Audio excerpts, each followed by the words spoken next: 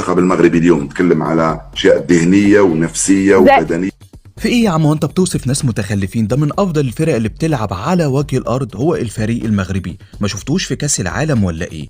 متابعينا الاعزاء، الملك محمد السادس يكرم انشيلوتي بعد الفوز على الهلال وريال مدريد بعدما رفع العلم المغربي في سماء المغرب وعلى ارض المغرب هو وبنزيما. متابعينا الاعزاء، هنشاهد دلوقتي ونشوف التفاصيل، ولكن قبل ان نبدا بمقطع الفيديو الأهم ولحظة التكريم ولحظة شكر انشيلوتي للمغرب، كل من بداخله ذرة حب للمغرب يضع لايك على الفيديو، وهيا نكمل اللقاء والحديث معا.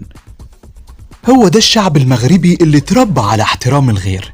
لما أخدوا يا جماعة كأس العالم للأندية كانوا فرحانين جدا ومبسوطين، فضلوا يطوفوا في الملعب كله بالكامل